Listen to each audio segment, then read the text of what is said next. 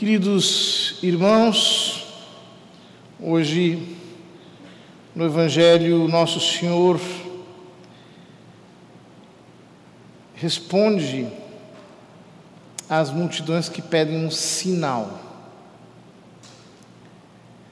Querem ver um milagre, um prodígio, querem ver um feito por Jesus. E ele diz: esta geração é uma geração má.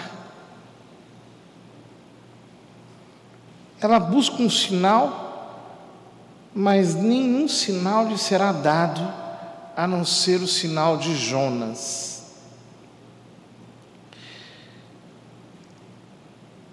É interessante a afirmação de Nosso Senhor, quando ele diz: essa geração é uma geração má.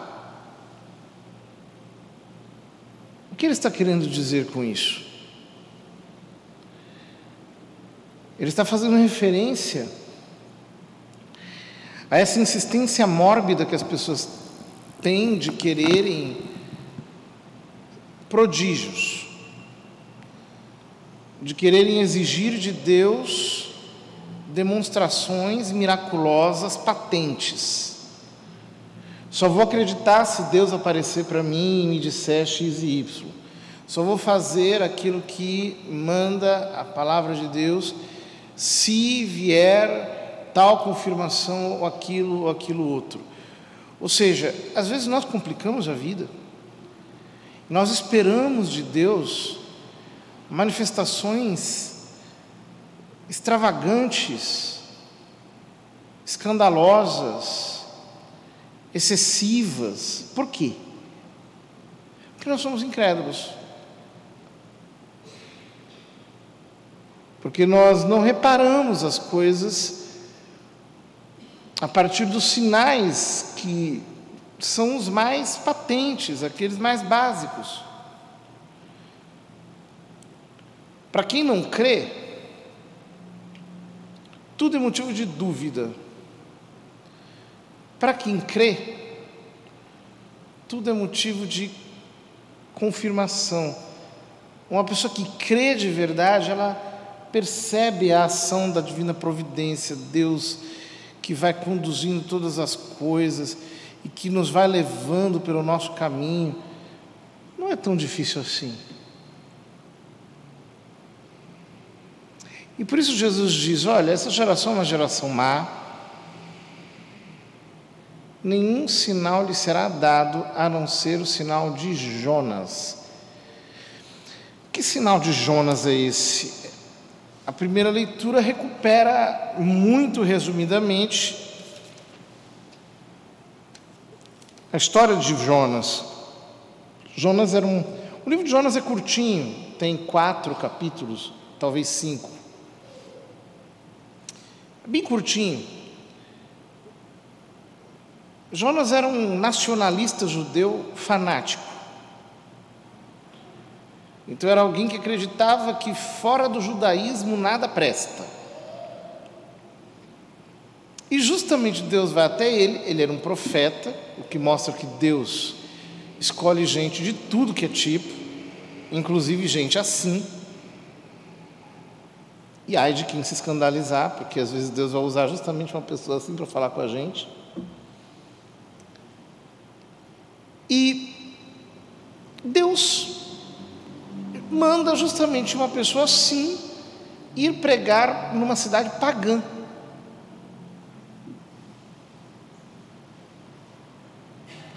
É mais ou menos assim como se nós fôssemos enviados para pregar numa cidade totalmente dominada pela bruxaria, pela feitiçaria, pela idolatria. E você pega um católico com a mente bem restrita e fala: olha, agora você vai pregar lá. Jonas fugiu. Ele não queria descer para Nínive, de Jerusalém a Nínive, e acabou descendo muito mais baixo. Ele desceu para o ventre do peixe. Foi para baixo do oceano, abaixo do nível do mar. E depois de 3 dias, ele é vomitado na praia de Nínive. A leitura diz de uma maneira irônica que a cidade de Nínive levava 3 dias para ser percorrida de um lado para o outro. Jonas percorreu apenas a distância de 1 dia, quer dizer, ele foi pela estrada mais curtinha que tinha, que pegava uma ponta de Nínive. Quer dizer, ele não estava nem um pouco interessado em interagir com aquela gente. E foi dizendo: ainda 40 dias e Nínive será destruída. O resultado: os ninivitas se convertem, porque a graça de Deus toca o coração deles, fazem jejum, fazem penitência. O final do livro é muito interessante, porque ele está descansando numa espécie de barranco e vê todo o povo convertido. E então era sol, morre uma planta que estava dando sombra para ele, e ele fica profundamente irritado com Deus por aquilo, né? Então Deus diz para ele: mas se você fica irritado assim por uma planta, como é que eu vou permitir que tantas milhares de pessoas assim, sem discernimento, gente ignorante, se perca? É muito bonito isso. É muito bonito porque mostra essa vontade salvífica de Deus. Mostra, como diz São Paulo, que aonde abunda o pecado, superabunda a graça. Que Deus tem um olhar de misericórdia, de compaixão por aqueles que são perdidos. Mas mostra também a verdade de que nós não podemos nos salvar, de que a salvação é uma obra de Deus, e que a nossa parte consiste em atender à mensagem pela fé. Deus entregou uma mensagem para Jonas, e Jonas sai do ventre da baleia. Como é que uma pessoa sai do ventre de uma baleia? Certamente ele não está muito cheiroso, certamente ele não está muito limpinho, certamente ele não está muito, digamos assim, intacto. Ou seja, Jonas é uma imagem de todos nós. Às vezes nós pensamos: meu Deus, eu estou todo arrebentado, eu estou todo ferido, eu estou todo enlameado. O problema não é quem eu sou, o problema é a mensagem que eu carrego. Jesus diz: nenhum sinal será dado a essa geração a não ser o sinal do profeta Jonas. Qual é o sinal do profeta Jonas? O sinal do profeta Jonas é ele, Jesus, que depois de 3 dias sepultado no ventre da terra, sai. Ou seja, qual é o sinal do profeta Jonas? O sinal do profeta Jonas é a essência da mensagem cristã: você não pode se salvar, e por isso o Cordeiro foi imolado pela tua salvação. Ele morreu no teu lugar, e ele saiu daquela sepultura, que ressuscitou ao 3º dia para te justificar. E você precisa crer nele e entregar a sua vida inteiramente para ele. Você precisa pertencer inteiramente a Cristo. Ele é o sinal do profeta Jonas. Jesus reclama daquela geração porque ele diz: a rainha do sul, ou rainha do meio-dia, em algumas traduções, que é a rainha da Etiópia, veio de lá para ouvir a sabedoria de Salomão. E aqui está quem é maior do que Salomão, porque Salomão tinha só sabedoria. Cristo, além de ser a própria sabedoria encarnada, é o Redentor. Ele não ensina apenas, ele ajuda, ele realiza, ele opera. E ele diz: aquele povo pagão de Nínive vai julgar essa geração, porque eles se converteram quando eles ouviram a pregação de Jonas. E aqui está quem é maior do que Jonas, porque é o próprio Deus encarnado, aquele que morreu no nosso lugar. Portanto, diante da radicalidade da cruz, desse sacrifício tremendo de Cristo, nós precisamos pensar: será que a minha mentalidade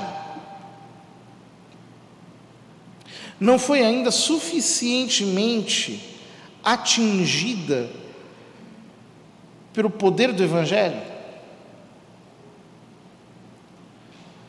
Porque pode acontecer que nós ainda queiramos ser donos das nossas vidas, nós queiramos ainda nos salvar, nós achemos ainda que nós somos melhores do que os outros, ou nós pensemos, talvez o contrário disso, que os nossos pecados não podem ser perdoados porque nós fomos longe demais, ou nós temos a impressão de que as pautas das nossas existências dependem unicamente da nossa vontade. Ou seja, será que a nossa mentalidade ainda não se rendeu ao fato de que a única coisa que realmente importa, que a solução para tudo, é aquele judeu pendurado numa árvore, é Cristo ensanguentado na cruz, como uma oblação, cuja vida esvaída para nós é a fonte de toda a graça, que a única coisa que importa é o fato de que Ele saiu daquela tumba vivo para nos justificar, e que, portanto, nós temos que crer naquilo que Ele fez por nós, e entregar a nossa existência inteiramente para que Ele seja o Senhor, aquele que determina tudo. Cada passo, cada pensamento, cada aspecto, Ele é o tom que eu sigo, Ele é a pauta que eu acompanho, Ele é a harmonia que faz com que todas as coisas tenham sentido. Quando é que nós iremos efetivamente nos converter, ou seja, mudar a nossa mentalidade para que ela se adeque e receba toda a força de incisão do Evangelho? Queridos irmãos, esta é a mensagem, este é o sinal, é o Evangelho de Jesus Cristo. Se nós temos o Evangelho de Cristo, se nós entendemos que Ele é o sinal, a sua paixão e a sua ressurreição são a essência de tudo, não importa o modo como nós estejamos. Eu creio que nesses nossos tempos tão confusos, talvez os pregadores mais autorizados do Evangelho serão aqueles cuja vida foi detonada anteriormente e que passaram por uma transformação desde o seu interior e que expõem, por assim dizer, as entranhas para fora, como Jonas que vinha com as entranhas do peixe impregnadas do seu ser. Que Deus nos ajude a levar a mensagem do Evangelho até os recantos mais distantes, porque essa mensagem é capaz de salvar. É a única realmente verdadeira, é a única que tem poder em si mesma. É a mensagem da cruz, a sabedoria da cruz, a redenção de Cristo por nós, que é aquilo em que o nosso coração descansa. É a nossa única segurança, o nosso único apoio. Nada mais tem importância para nós a não ser aquilo que Jesus fez. Somente isso. Para nós, isso seja realmente o nosso ponto de apoio e a nossa única garantia.